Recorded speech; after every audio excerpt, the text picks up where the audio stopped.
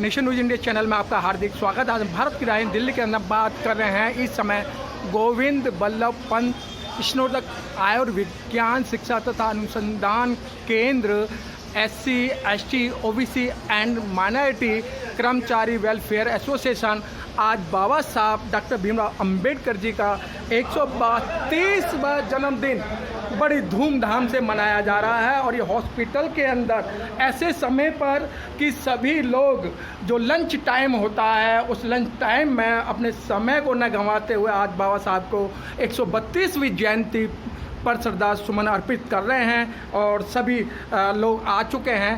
तो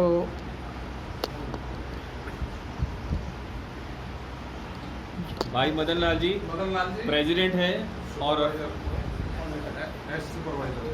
x supervisor और president रहे हैं जीबी पंत एम्प्लॉयज़ यूनियन के चेयरमैन रहे हैं। मैं उनसे निवेदन करूंगा कि आएँ और श्रद्धांजलि अर्पित करें।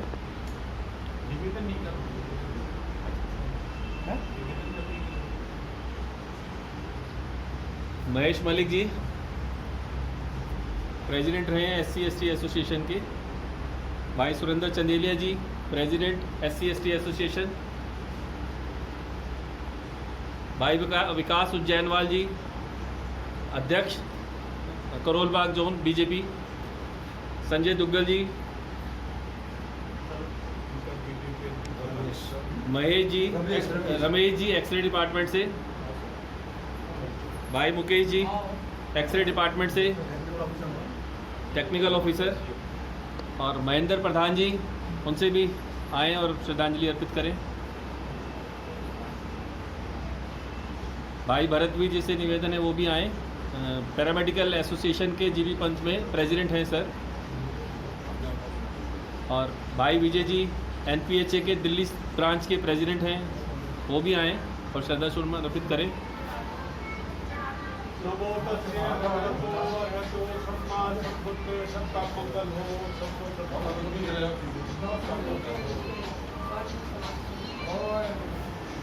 विजेंद्र जी से निवेदन है वो भी कृपा आए मंच पर। विजेंद्र जी। और ये हमारे एक मरीज हैं जो वो भी बाबा साहब को श्रद्धांजलि अर्पित करने आए हैं। धन्यवाद बहन जी। और नरेश मरोठिया जी प्रेसिडेंट हैं कर्मचारी यूनियन के, श्रद्धा सुमन अर्पित करते हुए। सुशील कुमार जी उनसे भी निवेदन है। जीबी पंत एक्सरे पैरामेडिकल के महासचिव भाई सुशील जी। विकास जी एक्सरे विभाग से श्रद्धा सुमन अर्पित करें। अनिल जी,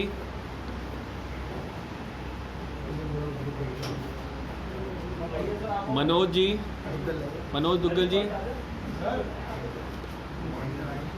गजेंद्र जी, भाई गजेंद्र।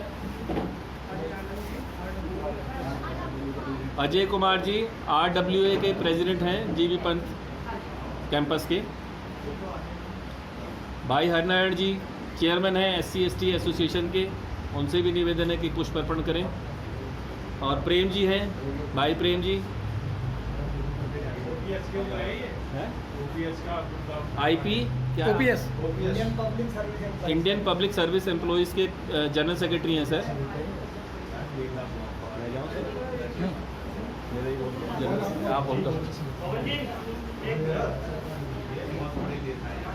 चलिए सर।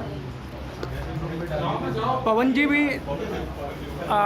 बाबा साहब को श्रद्धा के सुमन अर्पित कर रहे हैं। और 132वीं जयंती पर जो कि आज जो प्रोग्राम ऑर्गेनाइज किया है ये पवन जी जो इनका जो संगठन है SC, ST वेलफेयर, उनके माध्यम से पवन जी ने बाबा साहब को श्रद्धा सुमन अर्पित कर रहे हैं।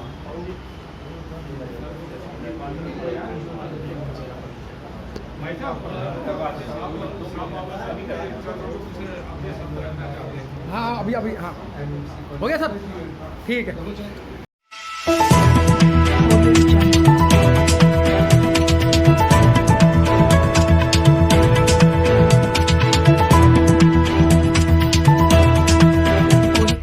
इस न्यूज चैनल पर जो भी वक्ता ने कहा वो उसकी अपनी राय है जिसकी पुष्टि नेशन न्यूज इंडिया नहीं करता। धन्यवाद।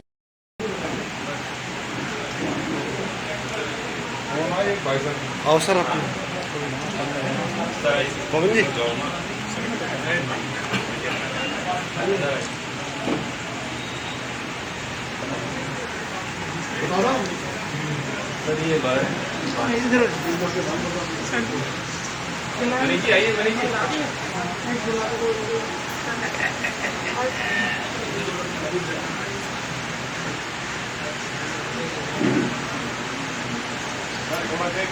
इधर देखिए जरा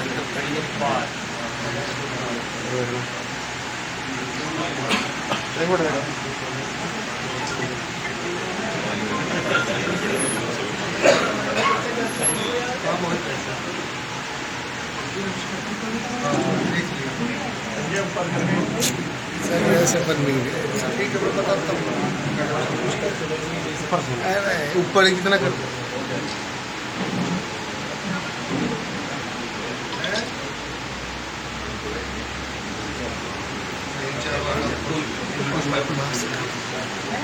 मस्त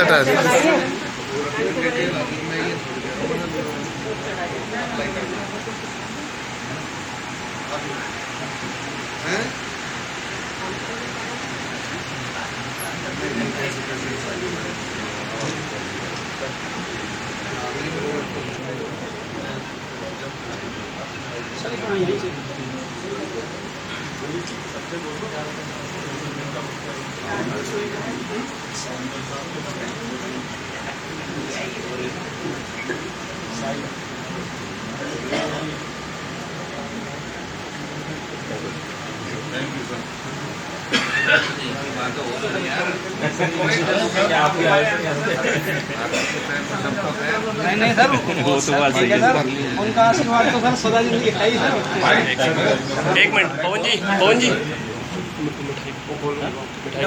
हाँ वो दो ना।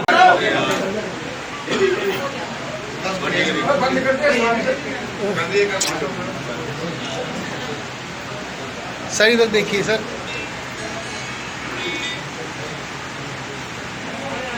चेयरमैन जी, मैं उन सबका आभार व्यक्त करूंगा कि वो आए और अपना कीमती समय निकाल के यहाँ पे बाबा साहब को श्रद्धा सुमन अर्पित किए, उसके लिए बहुत बहुत धन्यवाद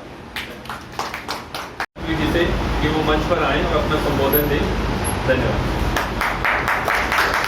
साथियों, जैसे आज बाबा साहब की 125वीं जयंती है, अब जिस तरह से यह पंडित पंडाल में बैठ के व्याख्यान करता है कि भगवान ने ये कहा था, तो मैं बाबा साहब को भगवान मानते हुए उनके प्रवचनों को जो है अब आपके बीच में रखना चाहता हूँ।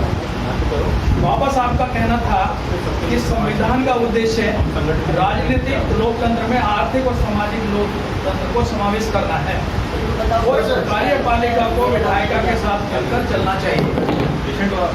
उनका विचार था कि कोई संविधान अपने में कैसे ही क्यों ना हो, उसकी अच्छाई बुराई इस बात पर निर्भर करती है कि उसके चलाने वाले लोग कैसे होंगे। आज आप देखते हो कि समाज में किस तरह का उत्पीड़न और किस तरह की विचारधारा को जो है जन्म दिया जा रहा है। उनका विचार था कि राजनीतिक स्वतंत्रता के 4 स्तंभ हैं। व्यक्ति अपने आप में संपूर्ण हो, व्यक्ति के कुछ अहर्णीय अधिकार हैं जिन्हें संवैधानिक गारंटी मिलनी चाहिए, किसी व्यक्ति को विशेष सुख सुविधाएं प्राप्त करने के लालच में अपने संवैधानिक अधिकारों का परित्याग नहीं करना चाहिए, सरकार को व्यक्तिगत आधार पर किसी इंसान को अन्य व्यक्ति को नियंत्रण करने का अधिकार नहीं सौंपा जाना चाहिए। आज क्या हो रहा है देश के अंदर कि एक सत्ता विहीन और एक सत्ता में बैठे हुए लोग क्या कर रहे हैं, दोनों की मिली भगत। एक कहता है कि संविधान में ये है और एक कहता है संविधान में ये है, लेकिन संविधान की मूल भावना पर कोई काम नहीं कर रहा। आज मौलिक अधिकारों का हनन हो रहा है। बाबा साहब का विश्वास था कि सरकार की संरचना इसलिए हुई है कि वह अन्याय और उत्पीड़न और अत्याचार को रोके, ना कि इसको बढ़ावा दे। उनकी मान्यता थी कि अधिकारों की रक्षा केवल कानूनों से नहीं हो सकती, किंतु समाज में नैतिक और सामाजिक चेतना की आवश्यकता है। बाबा साहब ने कहा था कि मूल अधिकारों की पूर्ति बहुमत की कृपा पर निर्भर नहीं रहनी चाहिए। उनका कहना था कि लोकतंत्र एक ऐसी व्यवस्था और शासन प्रणाली है जिसमें आर्थिक सामाजिक क्षेत्र में बिना रक्तपात के क्रांति परिवर्तन कभी भी घट सकती है। कि कोई सत्तासीन पार्टी ये ना सोचे कि मैं स्वयं इस जो है समाज में हो गई तो मैं अपनी तानाशाही से चलाऊं। उन्होंने इसके लिए निम्नलिखित शर्तें भी बतलाई। समाज में विषमता नहीं होनी चाहिए, जैसे कि एक जाति के लिए विशेष अधिकार हो। विपक्ष का अस्तित्व होना चाहिए, जैसे कि आज के आप समय में देख रहे हो कि यह विपक्ष का कहीं नामो निशान नहीं है। कानून और प्रशासन में समानता होनी चाहिए। कानून आज क्या कर रहा है, पूरी तरह से सरकार के पक्ष में है, जैसा सरकार कहती है उसी पक्ष में जो है सारे निर्णय लेता है। संवैधानिक सदाचार का पालन करना चाहिए। बहुसंख्यकों का अत्याचार नहीं होना चाहिए। सामाजिक नैतिकता और जन चेतना होनी चाहिए। उनका कहना था कि लोकतंत्र एक शासन प्रणाली नहीं बल्कि समाज संगठन का एक आकार है। उनका आह्वान था कि राजनीतिक लोकतंत्र को सामाजिक लोकतंत्र बनाया जाए। बाबा साहब अम्बेडकर ने जीवन के सभी सामाजिक और आर्थिक एवं राजनीतिक क्षेत्र में प्रजातंत्र की वकालत की। बाबा साहब ने संविधान सभा में भी कहा था कि सामाजिक और आर्थिक समता ही राजनीतिक सत्ता को बरकरार रख सकती है। विश्लेषण करने पर हम पाते हैं कि संविधान निर्माण में उनकी 3 मुख्य दृष्टियां थी। प्रथम अस्पृश्यता, बहिष्कृत लोगों के संबंध, दूसरा स्त्रियों के संबंध में सबको समान अधिकार और तीसरा सबको समान शिक्षा। जो बाबा साहब ने कहा आज वो सब चीजें उलट हो रही हैं। तो साथियों, मैं अपनी वाणी को विराम देते हुए बाबा साहब को नमन करता हूँ। जय भीम। जय भीम। जय भीम। बाबा साहब ने बुद्ध धर्म क्यों अपनाया? ये बहुत ही जानने लायक चीज है कि बाबा साहब ने सिख धर्म भी था, मुस्लिम धर्म भी था और भी बहुत सारे धर्म थे, लेकिन उनके बीच में केवल सिख धर्म को ही क्यों, बौद्ध धर्म को ही क्यों प्रेफरेंस दी, क्यों बुद्ध धर्म को अपनाया? इसके अपनाने के पीछे ये था कि भारतीयता सुरक्षित रहेगी, इसमें जाति भेद नहीं है, यह एक वैज्ञानिक धर्म है। बाबा साहब कहते थे कि जो बौद्ध धर्म है ये वैज्ञानिक धर्म है, इसमें अंधविश्वास नहीं है, इसका विशाल साहित्य है, इसके समस्त विश्व व्याप्त होने से विश्व बिरादरी के साथ हमारा भाईचारा स्थापित होता है। इसकी भारतीय जलवायु में भारतीय परिस्थिति के अनुसार उत्पत्ति हुई है। इसके भारत में अनेक तीर्थ और स्मारक हैं और इसमें पाखंडवाद का बहुत सुंदर रीति से सुंदर शब्दों में खंडन किया गया है।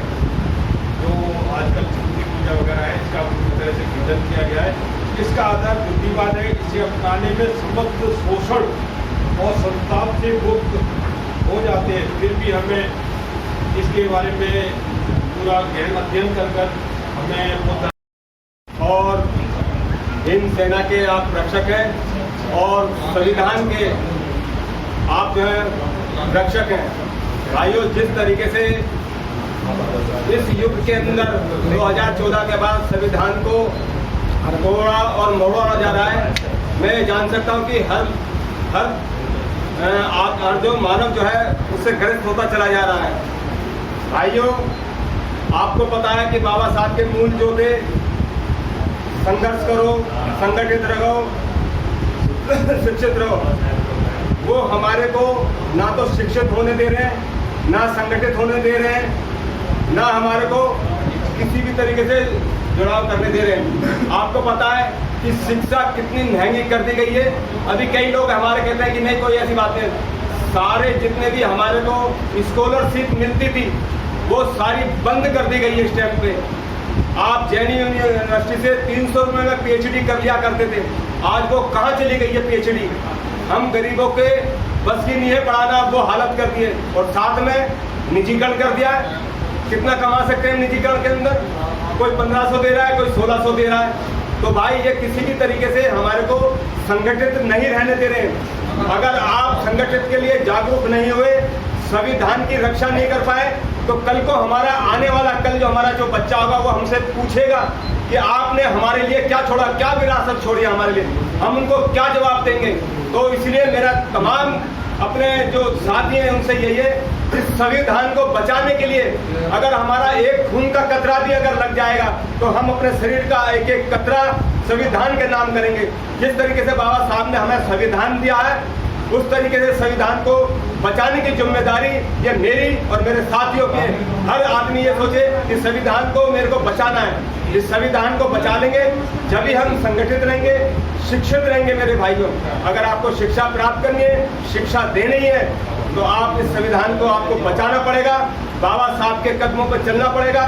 बाबा साहब ने कहा है कि आप कलम उठा लीजिए, आप शिक्षित बनिए। एक शिक्षा अगर आपके पास है, आपने गले में चैन डाल रखी है, कोई भी तोड़ के भाग जाता है। आपके पास कोई बहुमूल्य घड़ी है, कोई भी छीन लेगा। और आपके पास अगर शिक्षा है, बाबा की दीवी, बाबा के मार्ग पर अगर आप चल रहे हो, वो प्राप्त कर लोगे शिक्षा, तो आपसे ना तो कोई छीन सकता है, ना कोई दबा सकता है, किसी भी तरीके से कुछ नहीं। मेरा तो कहना यही है, अगर आपको संविधान बचाना है तो आपको अपना जो है पढ़ाई लिखाई करनी है, अपने बच्चों को शिक्षित करना है। धन्यवाद मेरे भाइयों, मैं इस मंच को बुलाने के लिए। बहुत जरूरी है कि अपनी एकता को दिखाएं। किसी से किसी का मनभेद हो सकता है, लेकिन मतभेद ना करें। इसीलिए ये हम एक सांकेतिक रूप में करते हैं। इसमें आज हमारे निदेशक महोदय जी भी आए, हमारे एमएस महोदय जी भी आए, और कई जानी मानी हस्तियां और हमारे पेशेंट और हमारे जितने भी यहाँ पे LNJP के कर्मचारी यूनियन के अध्यक्ष आए, हमारे जीबी पंत पैरामेडिकल एसोसिएशन के लोग आए, NPH से लोग आए। तो मैं उन सब लोगों का तहे दिल से शुक्रिया अदा करना चाहता हूँ। और मैं उन सब लोगों से जो हमारे पढ़े लिखे वर्ग है, मैं उनसे भी निवेदन करना चाहता हूं कि ऐसे प्रोग्रामों में आगे से आगे बढ़कर आए और अपनी एकता का परिचय दें। जैसे अभी किसी एक भाई ने उसमें बोला था कि जो पढ़ा लिखा वर्ग है, वो जब उनको रिजर्वेशन या कुछ चीज़ मिल जाती है तो वो पीछे हो जाते हैं। तो मैं ये आह्वान करना चाहता हूँ आज की डेट पे बाबा साहब भीमराव अम्बेडकर जी की जयंती पे, और मैं ये निवेदन भी करना चाहता हूँ अपने समाज के पढ़े लिखे वर्ग से कि एक प्रण करें कि जब भी इस तरह के कोई भी आह्वान हो, कोई भी ऐसा प्रोग्राम हो जिससे हम अपनी एकता को परिचित कर सकें, तो वो बढ़ चढ़कर हिस्सा लें और दिखाएं कि हम भी अभी जिंदा हैं और हम भी अपना वजूद रखते हैं, और जो हम चाहेंगे उसको हम प्राप्त करने के लिए सक्षम हैं। सभा में आए सभी बाहर के अतिथियों का और press the bell icon on the YouTube app and never miss another update.